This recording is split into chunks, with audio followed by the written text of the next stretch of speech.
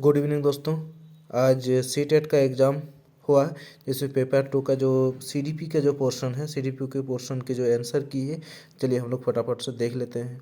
पहला क्वेश्चन है, वाइगोत्स्की के अनुसार संज्ञानात्मक विकास को सुगम बनाने में शिक्षक की क्या भूमिका है। तो इसके आंसर सही आंसर हो जाएगा आलंबन के माध्यम से छात्र के सीखने का मार्गदर्शन और समर्थन करना। दूसरा नंबर क्वेश्चन है, किशोरावस्था के बारे में निम्नलिखित में से कौन सा कथन सही नहीं है। तो इसका सही आंसर हो जाएगा, विभिन्न संस्कृतियों के बच्चे एक समान तरीके से किशोरावस्था में प्रवेश करते हैं और इसे अनुभव करते हैं। तीसरा नंबर क्वेश्चन है, सुजाता एक नृत्य प्रतियोगिता में केवल इसलिए उत्सुकता से भाग लेती है क्योंकि वह एक नगद का प्रथम पुरस्कार जीतने में रुचि रखती है। तो सुजाता का इसका आंसर हो जाएगा, जो है करेक्ट आंसर हो जाएगा, बाहरी रूप से प्रेरित करता है। चौथा नंबर क्वेश्चन है, शिक्षार्थियों के बीच व्यक्तिगत भिन्नताओं को संबोधित करने के लिए एक शिक्षक को क्या चाहिए। यानी इसका सही आंसर हो जाएगा, भिन्नताओं को मानव विविधता की प्रत्यक्ष विशेषता के रूप में मानना चाहिए। पांचवा नंबर क्वेश्चन है, जीन पियाजे का मानना था कि अधिक जानकर अन्य लोगों के साथ बातचीत से सह निर्मित होता है। इसका करेक्ट आंसर हो जाएगा 3 नंबर। नेक्स्ट क्वेश्चन है, एक प्रगतिशील कक्षा में आकलन कैसा होता है। एक प्रगतिशील कक्षा में आकलन गतिशील होता है। इसमें शिक्षक और छात्र दोनों गतिशील होना चाहिए। निम्नलिखित में से कौन सी प्रक्रिया वातावरण में प्राप्त जानकारी के अर्थ निर्माण में इस स्मृति में आगे संग्रहित करने के लिए आवश्यक है। तो इसमें संग्रहित करने के लिए आवश्यक है, बच्चों को ध्यान देना। नेक्स्ट क्वेश्चन है, निम्नलिखित में से कौन सा ऐसे प्रश्न का उदाहरण है जिसमें छात्रों को जानकारी का विश्लेषण करने की आवश्यकता होती है। इस क्वेश्चन के आंसर बता रहे हैं लास्ट में।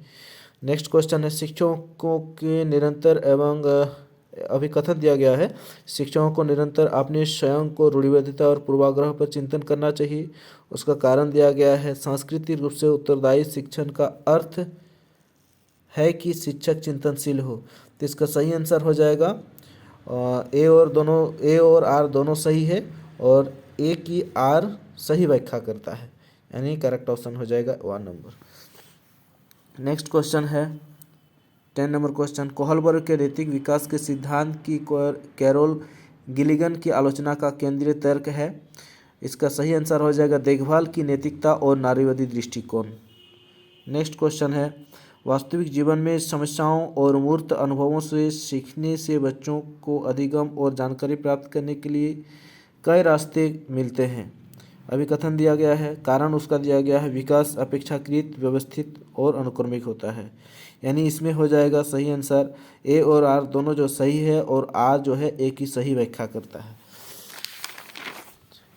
नेक्स्ट क्वेश्चन है, Dyslexia is a dash condition which impacts learners ability to dash। यानी अपठन वैकल्प या फिर डिसलेक्सिया एक डैश स्थिति है जो शिक्षार्थी की क्षमता को प्रभावित करती है। तो इसके डिसलेक्सिया हम लोग पढ़े हैं कि तंत्रिक से रिलेटेड होता है, जो कि न्यूरोलॉजिकल ध्वनियों को प्रतीकों चिन्हों के साथ जोड़ने में मदद करता है। तो इसका सही आंसर हो जाएगा 2 नंबर ऑप्शन। नेक्स्ट क्वेश्चन है, एक माध्यमिक स्कूल शिक्षक छात्रों को संकल्पनाओं और वास्तविक दुनिया के अनुप्रयोगों के बीच संबंध बनाने की मदद करके सार्थक सीखने को सक्षम बनाता है। निम्नलिखित में से कौन सी गतिविधि एक उपयुक्त शैक्षणिक रणनीति होगी। तो इसका सही आंसर हो जाएगा, छात्रों को छोटे समूह में वर्तमान मुद्दे पर शोध करने दें और अपने निष्कर्ष कक्षा में प्रस्तुत करें।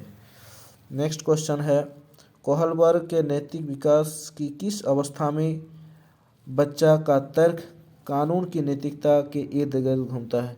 जिसका आंसर हो जाएगा पारंपरिक नैतिकता।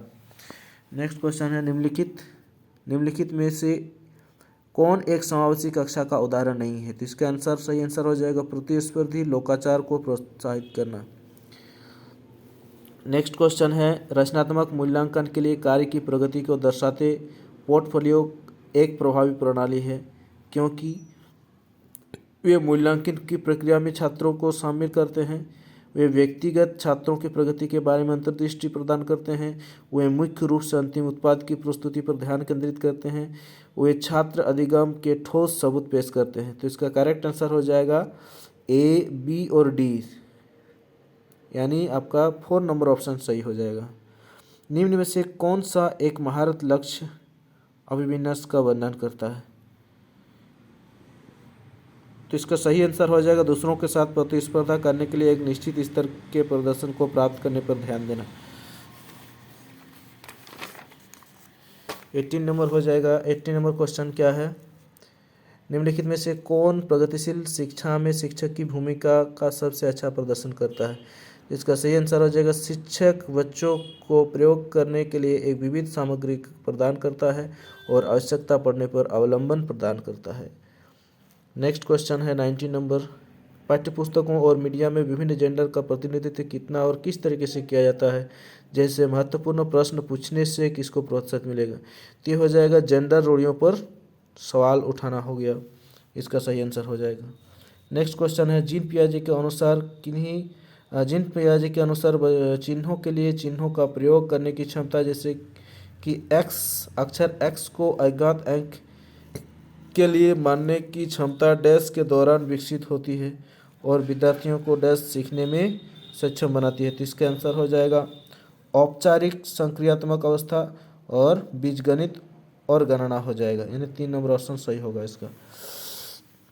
नेक्स्ट क्वेश्चन है आपका 21 नंबर क्वेश्चन। आलोक निम्नलिखित व्यवहार दिखाता है, जैसे पढ़ते समय सिर को अजीब स्थिति में पकड़ना, आंखों को बार बार मूंदना और रगड़ना, आंखों की लाली सूजन अक्सर पहचानने में भ्रमित होना, यह किसके संभावित लक्षण हो सकते हैं? तो ये जाहिर सी बात है दृष्टि संबंधित समस्याएं हो सकती है। नेक्स्ट क्वेश्चन दिया गया है अभिकथन और कारण दिया गया है। एक समावेशी कक्षा में सीखने के लक्ष्यों शैक्षणिक रणनीतियों के साथ साथ अनुकूलन किया जाना चाहिए। कारण दिया गया है समावेशन का दर्शन शैक्षणिक दृष्टिकोण और मूल्यांकन के माध्यम से सही व्यक्तिगत मतभेदों को समाप्त करने की वकालत करता है। तो इसका सही आंसर हो जाएगा ए सही है लेकिन आर गलत है। लेव वाइगोत्स्की के अनुसार बच्चे डैश के साथ अंतःक्रिया के अनुभव से लाभान्वित होते हैं और उन कार्यों को कर पाते हैं जो कि उनकी समीप दूरभिमुख विकास के क्षेत्र के डैश है। तो इसका आंसर हो जाएगा अधिक जानकार और आई यानी 1 नंबर ऑप्शन सही होगा। ये एम सीरीज का क्वेश्चन है। नेक्स्ट क्वेश्चन है एक शिक्षिका नोटिस किया कि उसका एक छात्र अत्यधिक विचलित है और उसे कक्षा के दौरान ध्यान देने में परेशानी होती है। निम्नलिखित में से कौन सी रणनीति छात्र को केंद्रित रहने में मदद करने के लिए एक प्रभावी रणनीति है? तो इसका सही आंसर हो जाएगा स्वनियमन और समय प्रबंधन के लिए छात्र को टाइमर देना। नेक्स्ट क्वेश्चन है अभिकथन और कारण दिया गया है। छात्रों को अच्छा प्रदर्शन करने और स्कूल में बने रहने की अधिक संभावना है यदि उनको अपने स्कूल से भावनात्मक लगाव है और ये मानते हैं कि उनका होना मायने रखता है।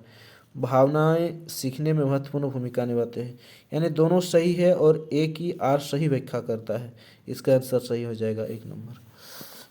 नेक्स्ट क्वेश्चन है निम्नलिखित में से कौन सी संरचनावादी अधिगम सिद्धांत का मूल सिद्धांत है? इसका सही आंसर हो जाएगा छात्र अपने पर्यावरण के साथ सक्रिय संलग्नता के माध्यम से अपने ज्ञान का निर्माण करते हैं।